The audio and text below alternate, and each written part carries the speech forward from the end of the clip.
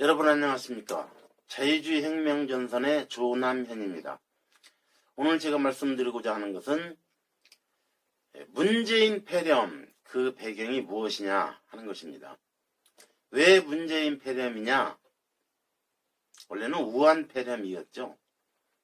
그런데 문재인 정권이 개인적으로 문재인 대통령이 중국으로부터 들어오는 사람들을 막질 않았어요. 중국인 입국을 금지시키고 중국으로부터 들어오는 한국인은 일정 기간 격리시키고 그랬더라면 사태가 이렇게까지 커지지는 않았을 겁니다. 그래서 이렇게 재앙으로까지 이어지게 만든 장본인인 문재인의 이름을 따서 문재인 폐렴이라고 하는 게 저는 옳다고 봅니다. 그러면 왜 문재인 정권은 중국으로부터의 사람의 유입을 막지 않았을까요? 그것은 문재인 정권이 중국, 좀 더 정확하게 말하면 중국 공산당 앞에서는 한없이 낮아지기 때문입니다. 이것은 80년대 운동권 사회에 흐르던 기류와 관련이 있습니다. 어떤 기류가 있었느냐? 소위 마오이즘, 모택동주의 또는 모택동 사상이죠. 그 모택동 사상을 숭배하는 기류가 있었어요. 운동권 사회에서는. 그것이 오늘날 중국 앞에서는 한없이 낮아지는 한국의 운동권 그리고 운동권 정권의 현실을 만들어낸 겁니다. 마오이즘이라는 게 뭐냐?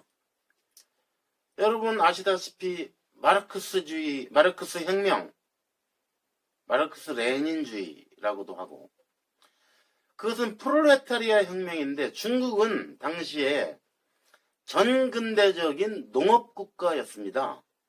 그러니까 프롤레타리아 혁명을 그대로 대입하기에는 현실과 안 맞았죠. 그러니까 중국의 현실에 맞게 이것저것 뜯어고치고 갖다 붙이고 해서 만들어낸 조잡한 하나의 혁명 방법론입니다. 중국 현실에 맞춘 마르크스 혁명 방법론의 변형입니다.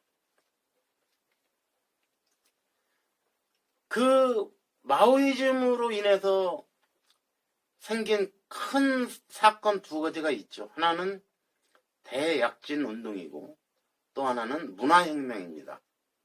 문화혁명은 많이 들어보셨죠? 대약진 운동도 아시는 분은 아시겠지만 아마도 그 내용을 그리고 그 실소를 금치 못할 에피소드라고 하기엔 너무나 참상이 큰데 그런 것까지 아시는 분은 그렇게 많지 않으리라고 생각합니다. 대약진 운동으로 인해서 벌어진 일이 무엇이냐? 농업국가인 중국이 말하자면 중화학공업을 굳이 서구에서처럼 그렇게 거대한 공장을 세우고 할 필요가 뭐 있느냐. 시골의 각 가정에서도 얼마든지 철강을 생산해낼 수 있지 않겠느냐 해서 그러니까 각 마을 내지는 각 가정 단위로 그런 철강소를 만들었죠. 근데 거기에는 원재료가 필요한데 원재료가 없지 않습니까? 그러니까 농기구며 숟가락이며 이런 것들까지 다 녹여서 철강을 만들어냈습니다. 그런데 질이 워낙 낮아서 사실상 쓸모없는 쓰레기에 불과했어요. 또 어떤 일이 있었느냐? 참새가 쌀을 그 벼를 다 쪼아먹는다고 해서 참새 잡기 운동을 벌였습니다. 뭐 아이들은 그 새총으로 쏴서 뭐 참새를 잡기도 하고 했고, 사실은 마을 전체가 꽹과리를 치면서 참새들이 쉬지 못하도록, 그러니까 어디 앉아서 참새가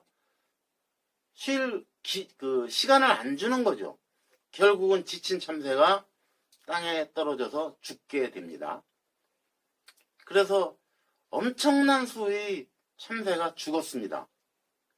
그런데 그 결과 병충해를 잡아먹던 참새가 사라지니까 병충해가 창궐해서 쌀 생산량이 급전직하해버렸죠.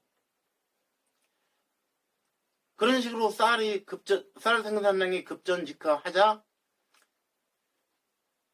중국 전역에서 적게는 3천만 명, 많게는 6천만 명이 굶어 죽었습니다. 어떻게 이렇게 3천만 명의 편차가 날까요? 여러분, 지금도 그렇지만 중국이라는 나라의 통계는 믿을 수가 없습니다. 어림짐작으로 계산해내는 거죠. 지금도 중국 정부가 발표하는 통계는 믿을 수가 없습니다. 중국은 문명국가라고 할 수 없습니다. 아무튼 그런 대약진 운동으로 수천만 명이 굶어 죽자 모택동의 권위가 무너지기 시작했습니다. 그래서 모택동이 국가 주석직을 내놓게 되죠. 물론 여전히 중국 공산당을 장악하고 있으니까 최고 지도자인 건 맞습니다. 그러니까 이제 모택동이 자기 실추된 권위를 만회하기 위해서 일으킨 게 바로 문화혁명입니다. 문화혁명의 내용은 거의 대부분 아시죠? 수많은 사람이 숙청되고 죽고 했습니다. 그게 모택동 사상의 산물이에요. 그런데 이 조잡하고도 뭐 무슨 이지민이 사상이니 주인이 라고 할 것도 없는 그런 모택동 사상을 숭배하는 기류가 한국 운동권 사이에 있었다는 겁니다. 그리고 그것이 지금까지 그 기류가 이어져 내려오고 있는 게 아닌가. 그래서 중국 공산당 앞에만 서면 문재인 정권은 한없이 낮아지기만 하고 감히 중국인들의 입국을 막지 못했죠. 그 바람에 이렇게 이 지경이 된 겁니다. 앞으로 사태가 어떻게 될지는 아무도 장담할 수 없습니다. 폭발적으로 특히 수도권에서 사태가 확산돼 나갈 수도 있고 진정될 수도 있습니다. 예를 들면 계절이 바뀌면서 진정될 수도 있습니다. 하지만 그때까지 너무 멀죠.